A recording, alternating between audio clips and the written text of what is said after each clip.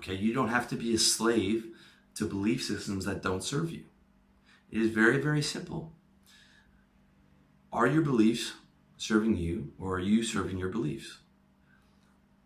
If you're a nihilist and you believe the world is suffering and pointless, if you have low self-esteem and believe that you're worthless and that you're garbage, if you believe that you're not the kind of guy that can talk to girls, if you believe that you're lazy, or you believe that you're disorganized, are those beliefs serving you, or are you serving them? Right? You're not getting anything out of those beliefs. You're serving those beliefs. And you're suffering for it. Your beliefs are not working for you. They're working against you. Okay? Very important. And the other important thing is to remember that, are those really objective beliefs? Are you really a worthless piece of shit? Can you really not go and talk to one girl on the street? Can you really not do that?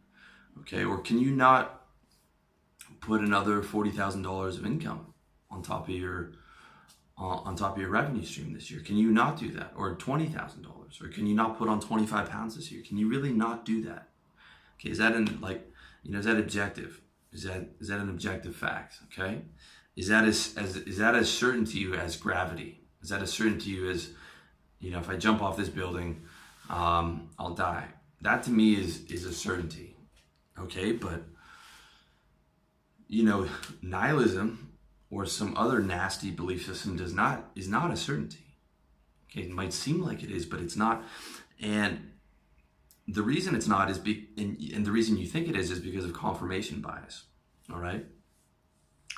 Confirmation bias means when you adopt a certain set of beliefs, you look for confirmation around you. So other people might be having a great time, and you might think, man, this is great. I'm in a new country. This is everything. I'm having fun. But then you go to the world is suffering and pointless and garbage. So, what's the point of enjoying it? And you think that you're being objective and that you're being the smart one, but in reality, you're consistently looking for that confirmation that your beliefs are correct. And oftentimes, it's as simple as just examining that belief. Because oftentimes that belief that you might have, if you're my age at 34, is something that you solidified at 15.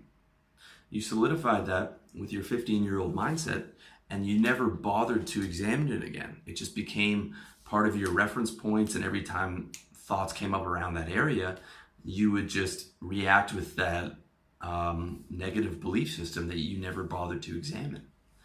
And all this time, you've been serving it, and it's been hurting you. Okay, I had a guy ask me, he said I would, one of my commenters on YouTube said, I would love to have faith. I'd love to be able to believe in God. And he said, it seems like you're much happier when you do. And he asked me if I did, and I do.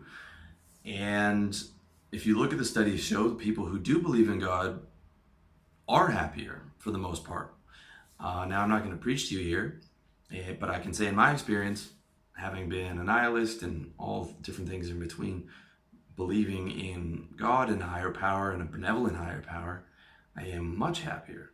And having some type of morning communication with God, I do my morning prayers, I am much happier than when I didn't do that.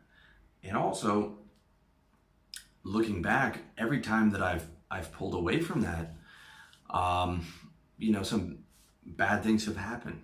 Okay, it is a very positive thing for me, and it is something that I examined in a way where I can both believe in God and have it be logical for me. It does not have to be, you do not have to subscribe to creationism that the world is only 6,000 years old to be able to believe in God and have a communion with that. Okay, you can believe in the science behind evolution and still believe that God is the power that created you and sustains you and puts breath in your lungs and wakes you up every morning. And when you actually step outside of, maybe it was you grew up in a religious household that was fundamentalist and that turned you off. When you step outside that small lens and look at all the traditions and all that's been written on spirituality, there's so much more.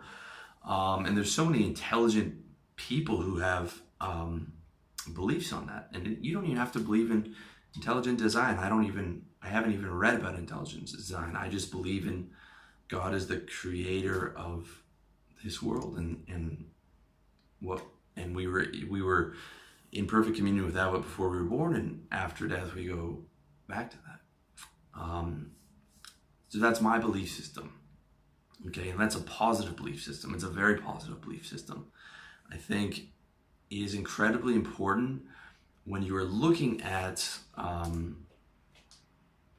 belief system isn't even, it's just a belief. Okay, I try not to systemize these things, as I put in my video, why you should live beyond ideologies. I like to keep them open. But having a belief that is a positive worldview, at least for yourself, a mission in this world, and if you have a belief in a positive afterlife, is very important, in my opinion. If that's within your reality to create those beliefs.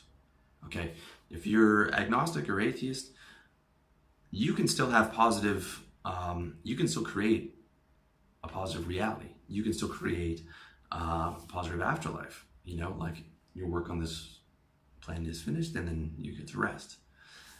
But it's really important that you're able to frame that in a positive way so that those beliefs are serving you. Okay, very, very important. And it just takes a bit of investigation. It takes an examination.